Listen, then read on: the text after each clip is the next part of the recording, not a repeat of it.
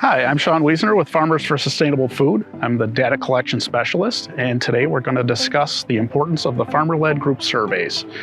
So the survey will be released generally in the fall, right when harvest starts. So the link to the survey can be found on your farmer-led group's website, or you can contact a board member or a member of the group for a paper copy to be mailed to you and then returned back. Looking for the answers to the survey to be returned typically in the late fall. What you'll find on the survey is some general farm demographics.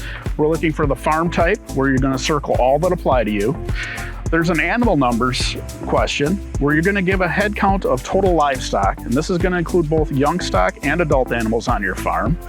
And be sure to list the animal numbers for each farm type you select. For example, if you're a dairy and beef farmer, a head count for both dairy and beef should be provided. For rotation information, you can list more than one. A row crop rotation and a dairy rotation would be an example of this. And for rotation, list what you typically grow on your farm. The initiatives and programs section is used to identify popular conservation practices, to identify cost share programs, and also helps to identify some possible topics for field events or meetings.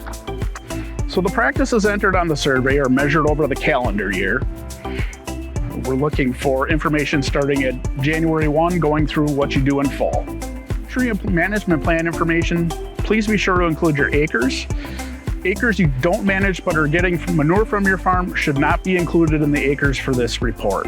For cover crops, the acres represent the cover crops planted during or after this cropping season and does not include alfalfa. So within the calendar year, any cover crops planted this spring or cover crops planted after wheat or after your fall harvest with corn silage or any of the other grains would be included in this information.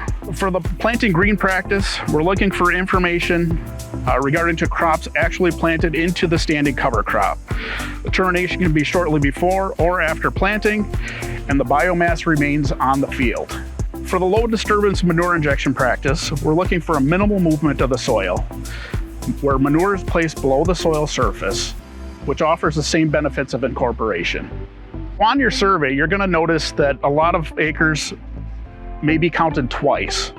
So we're looking at acres with combined practices to be included under the separate practices. For example, if you no-till with cover crops and low disturbance manure injection, you would also list your acres under no-till, cover crops, and low disturbance manure injection. Including all of the acres for combined practices under each specific heading is going to be important when we run the analysis of the acres done for each practice. When we come up with the annual report for your group, we're going to subtract out the information that is stacked from the information that is listed separately. So there won't be duplication in that number, but we want to track the overall progress of acceptance of these practices.